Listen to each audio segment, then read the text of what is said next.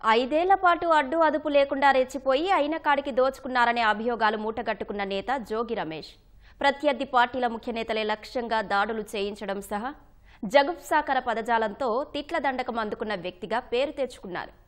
అదే ఆయనకు మంత్రి పదవిని తెచ్చిపెట్టిందనే వాదనలు ఉన్నాయి. పేద మధ్యతరగతి అనే తారతమ్యం లేకుండా ప్రతి పనికి ధర నిర్ణయించి మరీ అక్రమాలు చేపట్టారనే ఆరోపణలు గుప్పుమంటున్నాయి. 5 ఏళ్ల వైసీపీ హయాంలో మాజీ మంత్రి జోగి రమేష్ అరాచకాలు, దౌర్జన్యాలకు లెక్కే లేకుండా పోయింది. బహిరంగ సభల్లోనూ జుగుప్సాకర పదజాలంతో ప్రత్యర్థి పార్టీల అధినేతలు, ముఖ్యనేతలు, వారి కుటుంబాలపై నోరు పారేసుకోవడం ఆయన నైజంగా మారింది. జగన్కు తాను ఆప్తుడినని, పార్టీలో ఎవరైనా తన తర్వాతేనంటూ ప్రచారం చేసుకునేవారు. తనకు ఎదురొచ్చినా, అడ్డుకునేందుకు ప్రయత్నించినా వారి అంతు చూస్తానంటూ బహిరంగంగానే బెదిరించేవారు. తాను ప్రాతినిధ్యం వహించిన పెడనతోనే జోగి అక్రమాలు ఆగలేదు. ఎన్టీఆర్ జిల్లాలోని మైలవరం, గత ఎన్నికల్లో పోటీ చేసిన పెనమలూరులోనూ అరాచకాలతో చెలరేగిపోయారు. వైసీపీ హయాంలో మంత్రిగా పనిచేసిన జోగి రమేష్ తన హయాంలో ఇసుక, మట్టి దందాలు, అగ్రిగోల్డ్ భూముల కబ్జా, నకిలీ మద్యం తయారీ వరకు దేన్ని వదల్లేదు. నాటి ప్రతిపక్ష నాయకుడైన చంద్రబాబు ఇంటిపైకే దాడికి వెళ్లారు.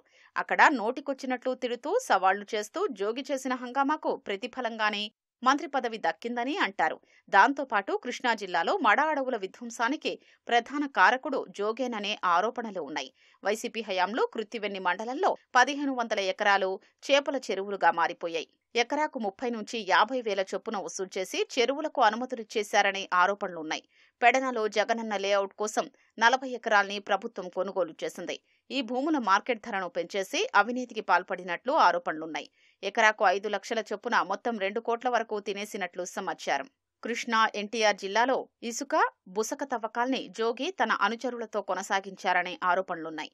తాను పోటీ చేసిన పెడన, మైలవరం, పెనమలూరు 3 నియోజకవర్గాల్లోనూ అవినీతి సామ్రాజ్యాన్ని విస్తరించారు. అక్కడ సొంత పార్టీ ఎమ్మెల్యేల్ని ఇబ్బంది పెట్టేవారు. ఇబ్రాహీంపట్నం మూలపాడులోని బూడిద చెరువును కబ్జా చేసి కోట్ల రూపాయలు దండుకున్నట్లు ఆరోపణలున్నాయి. ఎన్నికలకు 6 నెలల ముందు మైలవరాన్ని గుప్పిట పట్టుకున్నారు. విద్యుత్ సబ్స్టేషన్లోని పోస్టుల్ని అమ్ముకున్నారనే ఆరోపణలు వెల్లువెత్తాయి. గత ఎన్నికల్లో పెనమలూరు నుంచి జోగికి టికెట్ ఖరారవగానే ఇసుక మీద అజమాయిషీ తమదేనంటూ ఆయన వర్గం ప్రకటించుకుంది. ఎమ్మెల్యే మాట కూడా వినక్కర్లేదని అధికారులకు హుకుం జారీ చేశారు.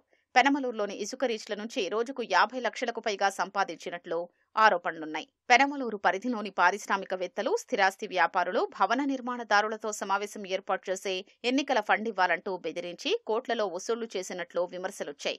ఉయ్యూరు, తాడిగడప మున్సిపాలిటీ అధికారులకు సైతం 20 లక్షల చొప్పున ఎన్నికల ఫండ్ ఇవ్వాలంటూ ఆదేశించినట్లు విమర్శలొచ్చాయి. పెడన ఎమ్మెల్యేగా తరువాత మంత్రిగా చేసిన జోగి అక్కడ ప్రత్యేక రాజ్యాంగమే నడిపించారు. రేటు చెల్లిస్తే పనైపోతుందని, కాదంటే జిల్లాలోనే అడుగుపెట్టొద్దనేలా బెదిరించారనే ఆరోపణలున్నాయి. అక్రమ నిర్మాణాల నుంచి జోగి అనుచరులు వసూళ్లు చేశారు. పెడన పరిధిలో గతంలో రైతులకు షరతులతో ఇచ్చిన పట్టాలకు పూర్తి హక్కులు కల్పించేందుకు ఒక్కో రైతు నుంచి ఎకరాకు 20 వేల చొప్పున వసూలు చేసినట్లు ఆరోపణలున్నాయి. పెడనలో విద్యుత్ ట్రాన్స్ఫార్మర్లు మంజూరు కావాలంటే 2 నుంచి 4 లక్షల వరకు మంత్రి కార్యాలయానికి చెల్లించాలనే ప్రచారం చేశారు. చెల్లించిన వారికి అప్పట్లో అధికారులు ట్రాన్స్ఫార్మర్లు మంజూరు చేసేవారని సమాచారం. ముఖ్యమంత్రి సహాయ నిధి చెక్కుల జారీకి కూడా వచ్చిన దానిలో 20% తమకు చెల్లించాలని జోగి వసూలు చేసినట్లు తెలుస్తోంది. పట్టాదారు పాసు పుస్తకం కావాలంటే మంత్రి కార్యాలయంలో లంచం ఇవ్వాల్సిందేనని, దీనికి ఓ ధర పెట్టారని స్థానికులు చెప్తున్నారు. భూమి విలువను బట్టి ధర చెల్లిస్తేనే పాసు పుస్తకం ఇచ్చేవాళ్లని వాపోతున్నారు.